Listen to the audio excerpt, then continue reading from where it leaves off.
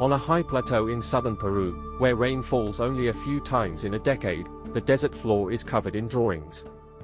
There is a hummingbird the length of a city block, a spider large enough to shelter a family, a monkey coiled inside its own tail, and a condor whose wings span 130 meters.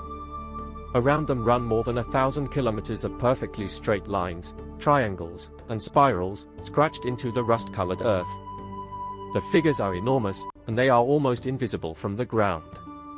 They were designed to be seen from the sky, from about 500 meters up, and no one in the ancient world had ever flown. So who made them, and why? The answers have occupied scholars, mystics, and dreamers for nearly a century. The Nazca Lines remain one of the great mysteries of the ancient world, and this is the story of how they were made, and of the people who drew their world in dust. The lines were never entirely lost. Spanish chroniclers mentioned them in the 16th century, calling them trail markers, and local people always knew the desert was strange. But they were truly rediscovered in the 20th century, from the air. Peruvian pilots flying over the coast noticed enormous shapes beneath them, and in 1927 an archaeologist named Toribio Mejia Zesp spotted figures from the foothills and reported them to a conference in Lima.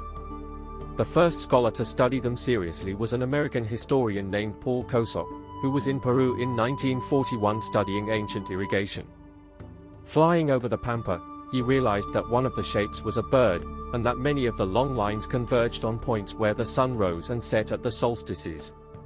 Kosok brought his discovery to the world, and he brought with him a young German mathematician who would devote her entire life to the lines, Maria Reiche. To understand the lines, you must understand the desert. The Pampas de Huamana is a high, flat plateau stretching more than 80 kilometers between the towns of Nazca and Palpa, about 400 kilometers south of Lima. It is one of the driest places on Earth.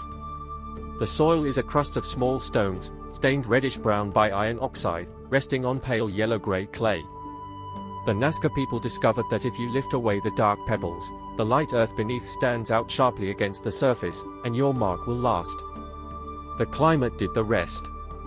With almost no rain, no wind strong enough to scatter the stones, and a morning mist that hardens the exposed clay into a protective crust, the desert preserved its drawings for 2,000 years.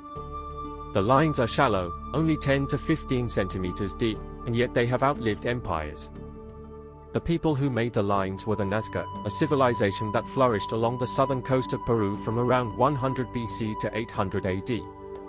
They were heirs to the older Paracas culture, famous for its dazzling textiles, and they lived in the river valleys that cut through the desert, growing maize, beans, squash, and cotton.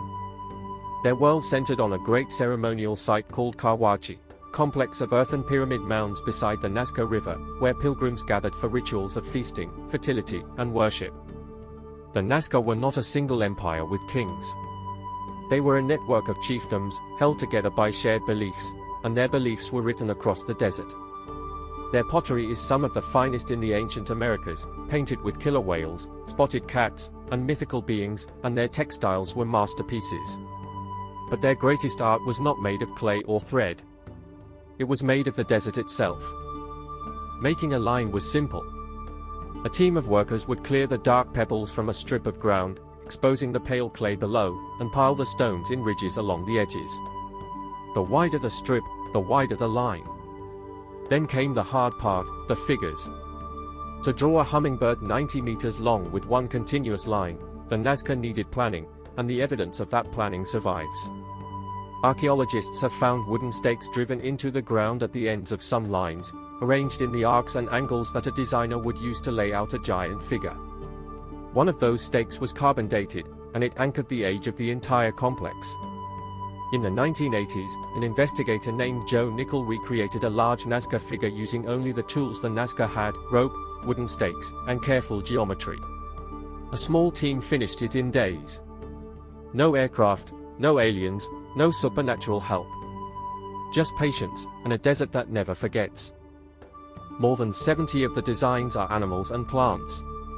The hummingbird stretches 93 meters, the condor 134, the monkey 93 by 58, the spider 47. There are fish, herons, lizards, dogs, cats, and a strange figure the archaeologists call the astronaut, or the owl man. Each animal was drawn as a single continuous line, never crossing itself, like a puzzle that solves itself from one end to the other. The choice of animals is revealing. Birds are the most common, and recent research suggests that some of the birds depicted are not local desert species at all, but exotic birds from the forests and coasts far away. The people who drew these figures may have been picturing a world beyond their own, a world of rain, rivers, and life, everything the desert lacked. The figures were not decoration. They were prayers, drawn on the only canvas fast enough to hold them. No one did more for the Nazca Lines than Maria Reiche. Born in Dresden in 1903, she trained as a mathematician, and in 1932 she traveled to Peru as a governess, and stayed. In 1941 she flew over the lines with Paul Kosok, and the sight changed her life. Reiche began to map the figures on foot, measuring them with surveyor's tools, and she found in them a mathematical precision that astonished her. She identified 18 kinds of animals and birds, and she developed a theory that the lines formed a vast celestial calendar, an observatory for the sun and the stars. She spent her own money hiring guards to protect the lines, and she lobbied the Peruvian authorities for decades. She lived in a small house in Nazca, worked until her eyes failed, and died in 1998, the Lady of the Lines, who gave her life to a drawing she could only ever see from the sky. Why did the Nazca draw pictures no one on the ground could see? The first answer was the sky. Kosok and Reiche argued that the lines marked the rising and setting of the sun and stars, a giant calendar for an agricultural people. Later astronomers found the evidence thin, and the theory lost favor. The answer that most scholars now accept is water.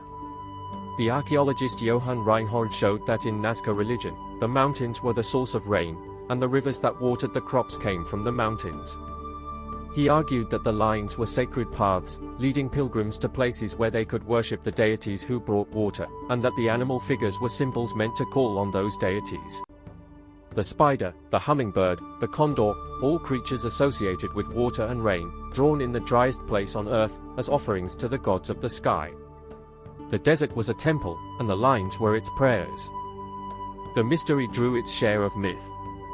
In 1968, the writer Erich von Daniken published a bestseller claiming the lines were landing strips for ancient astronauts, and the idea became famous, even as archaeologists dismissed it. The stakes and the simple geometry showed how it could be done without visitors from space, and Joe Nichols' recreation proved it. The real modern revolution is not aliens, but machines. Since 2006, a team from Yamagata University in Japan has walked the Pampa with drones and cameras, finding hundreds of new figures. In 2019, working with IBM, they used machine learning to spot more, and in 2024 they announced 303 newly confirmed geoglyphs, parrots, cats, monkeys, killer whales, and severed heads, found with the help of artificial intelligence. 2,000 years after they were drawn, the lines are still giving up their secrets. The Nazca Lines were named a UNESCO World Heritage Site in 1994, but the desert they live in is fragile, and so are they.